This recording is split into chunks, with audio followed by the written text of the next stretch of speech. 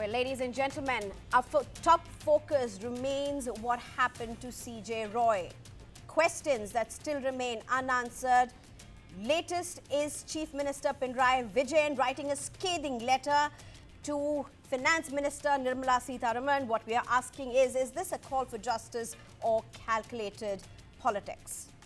Tragedy is rarely free of politics, and when power, probes and pressure collide, even death becomes a battleground. The suicide of Bengaluru-based industrialist CJ Roy during an income tax raid has now sparked a political ripple far beyond Karnataka, reaching Kerala. Kerala Chief Minister Vijay has written to Union Finance Minister Nirmala Sitharaman demanding a judicial inquiry into Roy's death during an ongoing income tax search. CJ Roy, head of the Confident Group, allegedly shot himself at his Langford town office in Bengaluru on January 30th, while IT officials were present on the premises. Income Tax Department sources say the raids were part of a probe into possible tax evasion by the Confident Group. The operation, it is learned, was led by a team from the Thiruvananthapuram unit under the Kochi Income Tax Wing, targeting multiple builders. Calling the incident a blot on India's tax administration, Vijay alleged serious procedural lapses and hinted at excessive pressure by income tax officials. The Kerala Chief Minister questioned how Roy could access a loaded licensed firearm during a search operation, asking whether officials exercised even minimum due diligence. Vijay said the responsibility for safety during a raid lies squarely with the IT department, and if reports are accurate, basic protocol was violated. He also cited the family's claims that Roy was relentlessly pursued despite cooperating with investigators, and that he had described the IT pressure as unbearable. This, however, is not the first time Vijay has weighed in on Karnataka's affairs. Earlier, he had condemned the Kogilu layout demolitions in Bengaluru, accusing the Karnataka government of anti-minority actions. Once again, Kerala Chief Minister's position, in fact, he has positioned himself as a voice against what he calls institutional excesses beyond his own state. But as elections inch closer in Kerala, questions are being raised with Sabrimala tensions, allegations of rising attacks on the Christian community and political pressure mounting back home. Is this a Chief Minister's call for justice, or is this a seasoned politician looking outward and a very calculated political move? I'm being joined at this point by Satya Prakash, who's a Vice Chairman and spokesperson for KPCC, Nirmal Abraham, who's a political analyst, as well as Rahul Ishwar, who's an author and activist, joins us. Thank you very much, all three of you. Good to see you after a while. But, well, first, Nirmal Abraham, let's just go straight to you and ask you this question. Chief Minister asking some very pointed questions, but what the opposition is asking at this point is this a call for justice, or is this rhetoric and a calculated political move? I think it's a bit of both.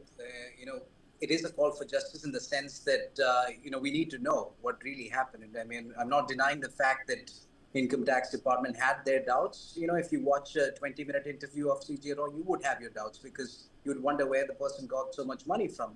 So I wouldn't blame the Income Tax Department for initiating the procedure. However, how the procedure was done, what led to the death of the person, what made them leave him alone in that mess, all of these are questions that remain, and it requires a judicial investigation. So Nirmal, that's one part. Nirmal, to Yes. ask, if you look at those visuals and where did he get that wealth from, there are ways to figure that out. You cannot go and target somebody because he had a lot of wealth. That's not the way to go about. Where he got the wealth from, there should be records, there should be all details to really look at. There is a procedure established, but the Chief Minister here asking Rahul Ishwar, was that even the basic minimum of that followed? Why he is asking that is because whenever there is raids, whether it be any enforcement agency for that matter, your assets are taken away, including your phone. So where was the firearm? I think Nirmal said it very right, because it's a mix of both. Sri Pinarayi Vijayan, raising, because there is a larger question on the Income Tax Department and ED, which has been consistent point raised by the Central Forces of India, whether the agencies are misused. So in that sense, yes, he is raising a political point too.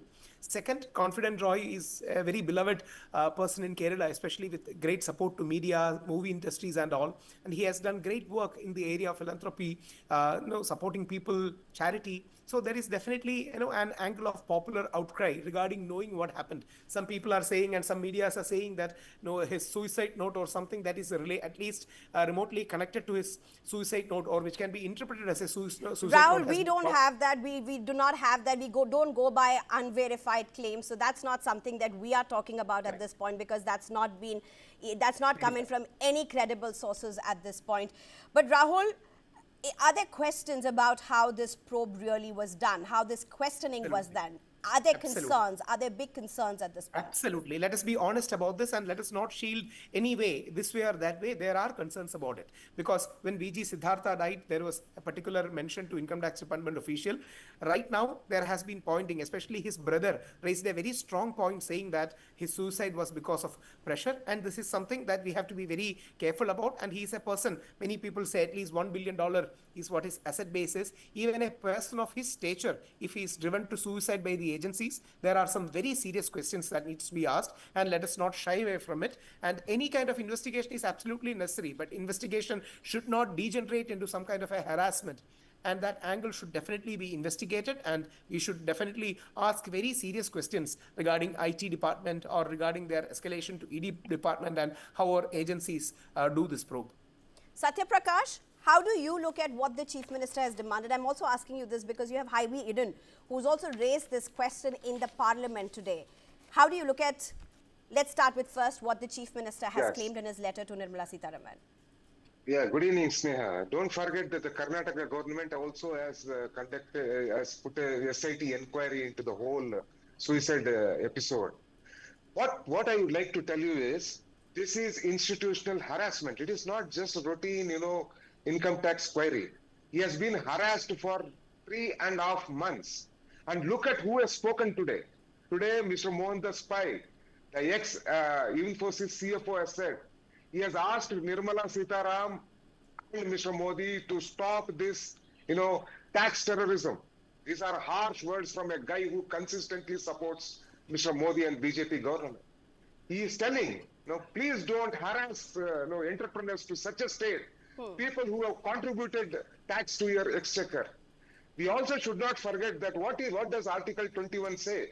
Article 21 says dignity to life. Article 21 has been violated in this case.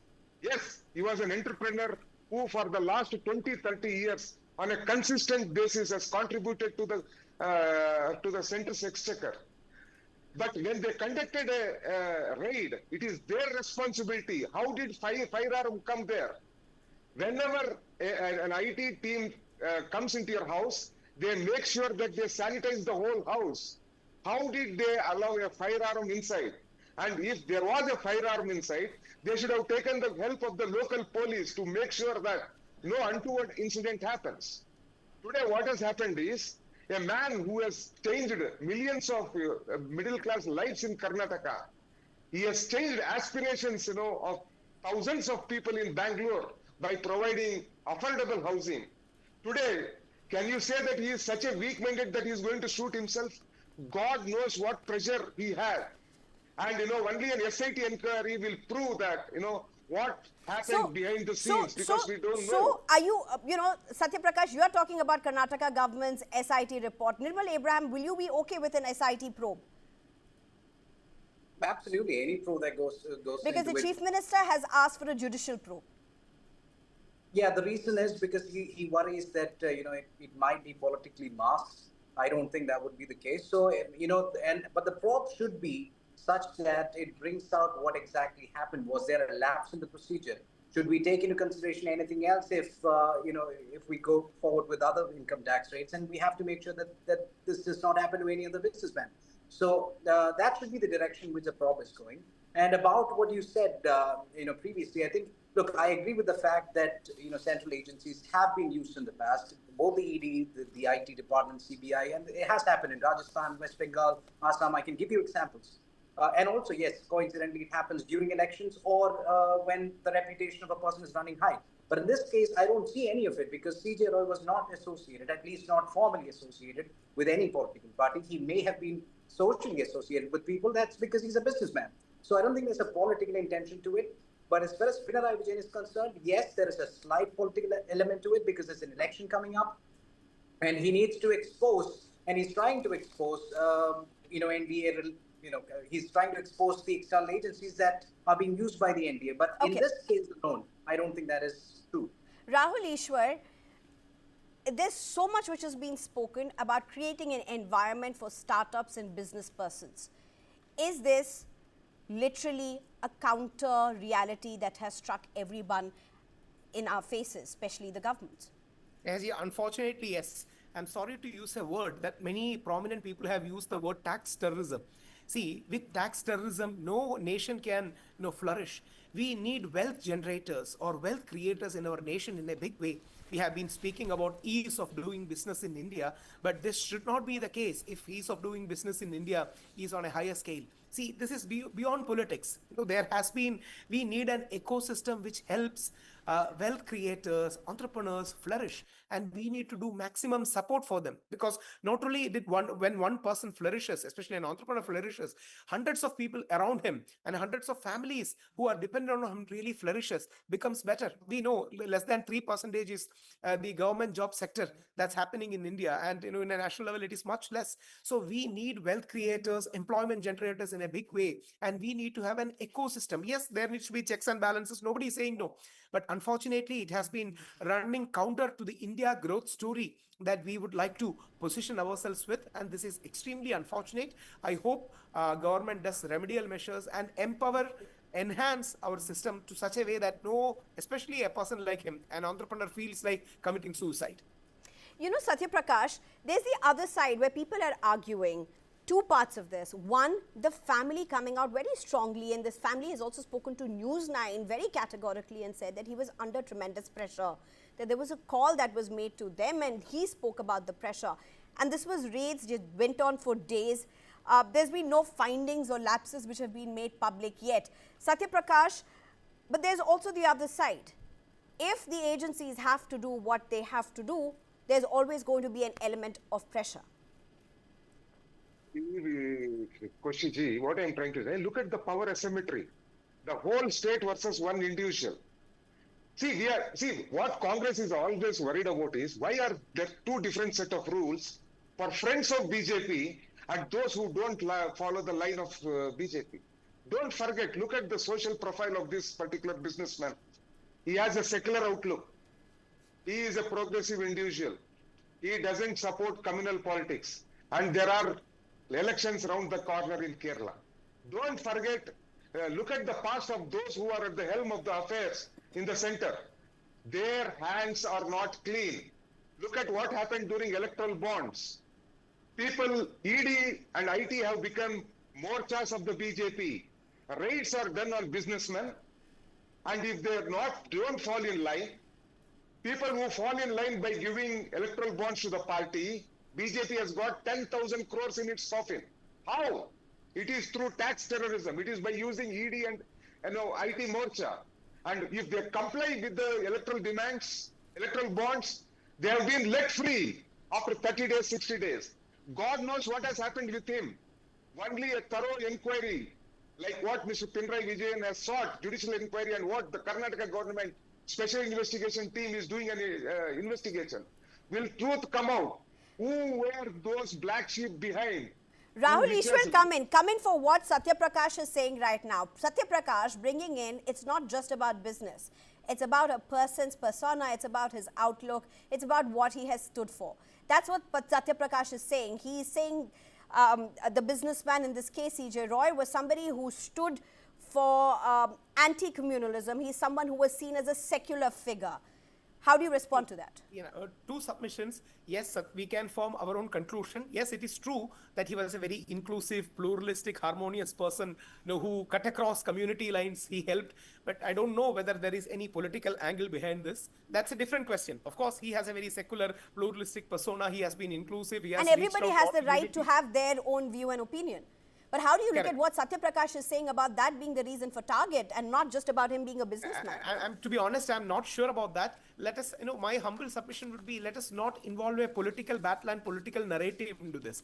Our objective should be getting justice for the family, and a larger point beyond politics, that beyond right and left, beyond socialist versus capitalist, one person has lost life. It has been alleged very strongly that there was pressure from the IT. So we should focus on ease of doing business, entrepreneurial comfort, rather than making it a communal versus secular, or making it a left versus right, or making it a BJP versus Congress battle. Yes, during the election time it may be said, but beyond that, I think we should stand with the family, and beyond political and beyond any other narrative, we should stand with the angle of harassment, if that is the case, and press and support the family in that.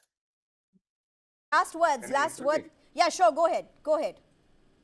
See, what I'm trying to tell you is, to my friend Rahul Ishwar, is, see, look at the social profiling of this guy versus those guys who are today enjoying in London. What happened to Nirav Modi? Why is he not brought back? Thousands and thousands of crores he has looted. What happened to Vijay Mallya? What happened to Chauksi? What happened to all those guys? Are you telling that only Mr. Roy has a problem? What about others? Roy is a small fish. What about the other big fishes across the nation who are today friends of BJP just because of their affinity to those two Gujaratis who are at the helm of the affairs? Satya They are Prakash, waiting scot-free. I think the leaders of this country, those who have been elected to power at the center, have very clearly spoken about these issues in the parliament as well. But very quickly, 30 seconds to you, Rahul Ishwar, and 30 seconds to Nirmal Abraham. I think beyond right and left, this is a time we should stand with them, and we should review our entire ease of doing business paradigm. We should be with their family, offer wholehearted support. And as Snehaji rightly said earlier, let us not spread any rumors. Let us not go with unverified information, and be with the family. And I hope they bounce back in a big way, because this is not only for him, this is upon the thousands of families who depend upon his business empire. Nirmal Abraham, 30 seconds. Yes, so unfortunately in India we have, a tax arrears of close to 54 lakh crores, out of which 47 is direct tax and 7 lakh is indirect tax. And due to tax evasion, corporate tax abuse, we lose 75,000 crore every year, because of which the central government has given a directive to the IT authority to go strict and stringent on every rate. So there will be more rates happening. What we need is an amendment that includes maybe mental health. We don't consider that. I don't think that it is in any section in the Income Tax Act. So maybe that has to be considered. Maybe there an amendment to happen for that. An investigation has to happen first. Okay, I think there's one thing that I want to point out. The letter today is a political letter. It's a letter written by a politically elected person, a Chief Minister of Kerala, but there's not many who would disagree with it. Lots of questions being asked with respect to CJ Roy's death, and a conclusive probe essential to find the cause behind it. Satya Prakash, Nirmal Abraham, Rahul Ishwar, thank you very much for joining us.